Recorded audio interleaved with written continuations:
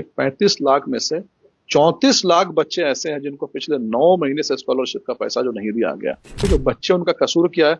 शायद बच्चों का यही कसूर है कि वो बोल नहीं सकते, अपने अधिकार के लिए लड़ नहीं सकते, और शायद बच्चों का यही कसूर है कि वो वोट नहीं दे सकते। जो मैया की राशि दी जा रही है वो कहीं ना कहीं कटौती करके कहीं का जो पैसा वो एडजस्ट किया जा रहा है। बिल्कुल 9 महीने से छात्रों को छात्रवृत्ति नहीं मिली है, इस बात में कितनी सच्चाई है?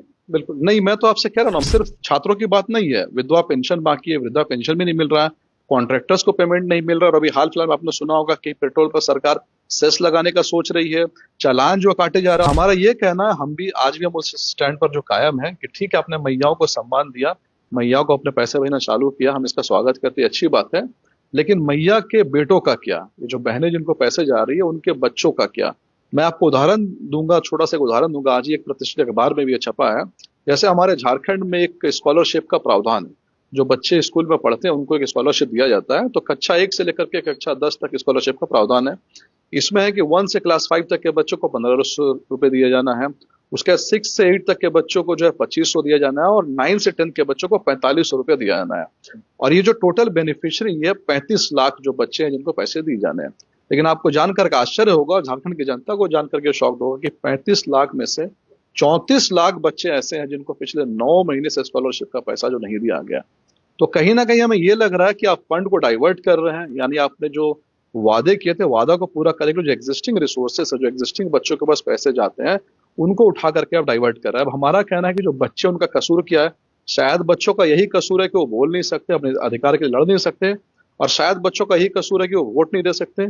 जो मैया की राशि दी जा रही है वो कहीं ना कहीं कटौती करके कहीं का जो पैसा वो एडजस्ट किया जा रहा है। 9 महीने से छात्रों को छात्रवृत्ति नहीं मिली है, इस बात में कितनी सच्चाई है? बिल्कुल नहीं, मैं तो आपसे कह रहा हूँ, मैं तो आपसे ये कह रहा हूँ कि आज एक प्रतिष्ठित अखबार का ये फ्रंट पेज का न्यूज है कि 9 महीने से नहीं मिला, और इसमें सरकार के जो क्या मतलब है? 9 महीने से, ये 9 महीना कम नहीं होता है, 9 महीने से छात्रवृत्ति नहीं जा रहे हैं छात्रों के खाते में।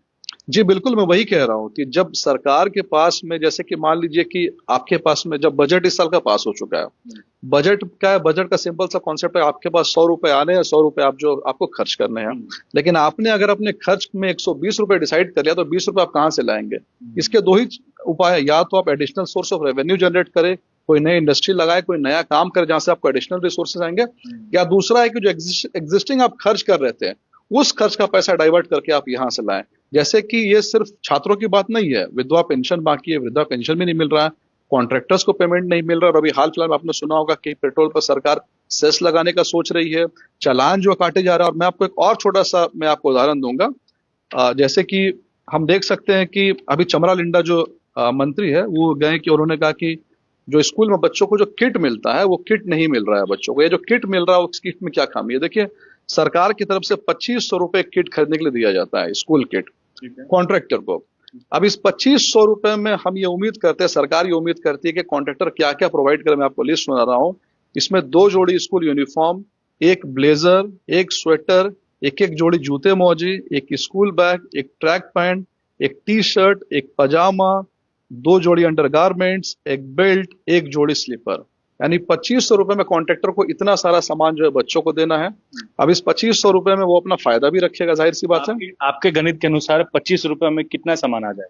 नहीं, 2500 रुपए में तो आ ही नहीं सकता। अगर 2500 रुपए में कॉन्ट्रैक्टर इसको दे रहा है, तो इसका मतलब 2 ही चीजें हैं, या तो वो दे नहीं रहा है, मतलब पेपर में लिखा जा रहा है, और या फिर दे रहा है तो इसमें या तो जूते गायब है, या स्वेटर नहीं, या फिर क्वालिटी जो इसकी बहुत ज्यादा खराब है। कुछ झोल है, झोल है, बिल्कुल झोल है। अगर झोल नहीं होगा, और ये आप मजे की बात देखिए कि जब मिनिस्टर ने इस मुद्दे को उठाया, तो जो सरकार के अधिकारी है उनकी तरफ से ये बयान आता है कि हम कॉन्ट्रैक्टर को ब्लैकलिस्ट कर देंगे।